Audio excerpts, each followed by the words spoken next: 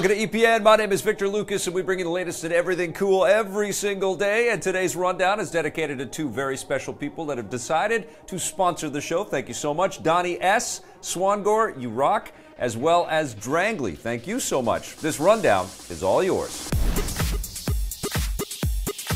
Things are looking intense in the Old West. Rockstar Games has released a new story trailer for their open-world cowboy game, Red Dead Redemption 2, offering the best look yet at the characters and plot. The game takes place in 1899, 12 years before the last game, and right at the tail end of the Old West era, when gunslingers and outlaws were becoming extinct. We're more ghosts than people. Players will take the role of gangster Arthur Morgan, who's forced to flee after a train robbery goes wrong, so you'll have federal agents and bounty hunters hot on your trail throughout the game.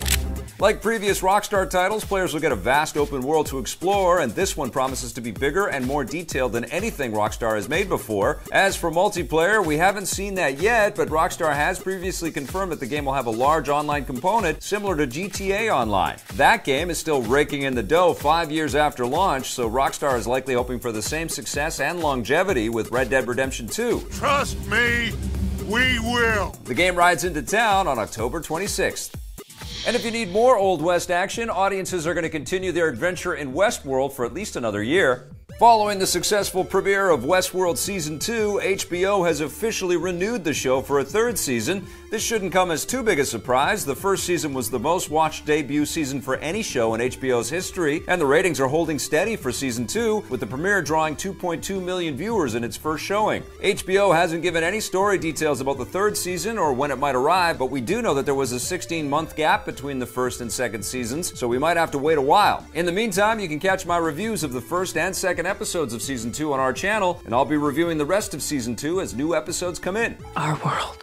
Over on streaming television, Hulu is getting bigger and bigger thanks to a tale of its own. The streaming network has renewed their hit original series, The Handmaid's Tale, for a third season. The second season just premiered last week, and although Hulu hasn't released specific numbers, they say the premiere doubled the average viewers from Season 1. That's not the only reason Hulu wants more. The whole point of original shows like The Handmaid's Tale is to drive up the number of subscribers in the first place, and it looks like the show is doing just that. Hulu just crossed the 20 million subscriber count in the US, and CEO Randy Freer points to The Handmaid's Tale as one of the main driving forces behind their recent growth. As for what to expect from the third season and the rest of the second season, it's hard to say. The first season was based on the novel from Canadian author Margaret Atwood, but it ended where the book ends, so the writers now have the freedom to go wherever they want. I am free.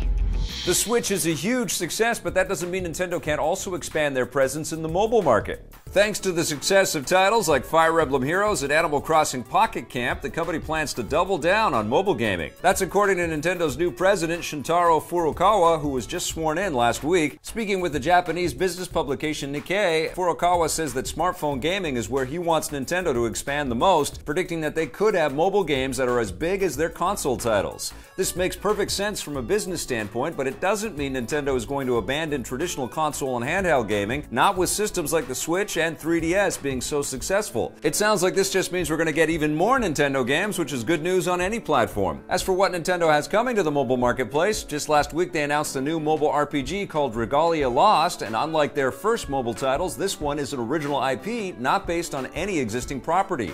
It arrives this summer. With Deadpool 2 on track to make a fortune, you'd think Deadpool 3 is inevitable, but not necessarily. Star Ryan Reynolds isn't sure if a third Deadpool movie will happen. Speaking with Entertainment Weekly, Reynolds says that creatively, in order for the character to function properly in his own story, you have to take everything away from him, and he's not sure they can keep doing that over and over again in new sequels. He adds that if they do make a third movie, they're going to have to swing for the fences and break new ground with the character. Shut up, you little asshole. It's unclear how serious Reynolds is with these statements, but this actually sounds like it might be a good thing. They don't want to make another movie unless they have a good reason to artistically. As for the financial reasons, Deadpool 2 is tracking to make even more money than the first film, which means distributor 20th Century Fox will definitely want more, so they'll likely do everything that they can to convince Reynolds to come back. We also have to point out that Fox is in the process of being acquired by Disney, which plans to absorb Deadpool and the rest of the X-Men characters into the shared Marvel Cinematic Universe. When that happens, Marvel and Disney might reboot everything with new actors, which would obviously put the fate of Ryan Reynolds as Deadpool in jeopardy. Even if we don't get another solo Deadpool movie with him in the lead, Reynolds says that he does think it will be easy for the character to appear in a supporting role in other films that Fox already has in the works, particularly an X-Force movie based on the mutant superhero team that's being set up in Deadpool 2. We're gonna form a super duper group. It's time to get back on LinkedIn. The new film arrives in 2 weeks. Pump the hate brakes, Thanos. Speaking of Marvel characters, Thanos has snapped his fingers and broken another big box office record. Avengers Infinity War has just earned $300 million domestically, making it only the second film in history to cross that threshold in its first 5 days. The only other film to do it is 2015's The Force Awakens, which opened during the busy holiday movie-going season. Infinity War bested another record set by The Force Awakens. It made $257 million in its opening weekend, shattering the $247 million set by the Star Wars adventure. Anything else? These numbers basically indicate that Infinity War is matching the revenue of The Force Awakens, so it's safe to say that it will end up making about the same amount of money, $2 billion, by the time its theatrical run is finished. Wow. Internationally, Infinity War has earned an additional $500 million, bringing its total haul to more than $800 million, and the film hasn't even opened yet in the fastest-growing film market, China. It opens there next week. Doctor Strange. Oh, using your made-up names. Then I am Spider-Man. That wraps up the rundown for today. Thank you so much for watching. We'll be back again tomorrow with a brand new episode for you. But in the meantime, we've got lots of other content for you to check out, including our exclusive interview with David Alfonsi, who runs Eidos Montreal, and they're making Shadow of the Tomb Raider. If you dig our content, don't forget to hit subscribe, that little bell, and if you're so inclined, that sponsorship button too.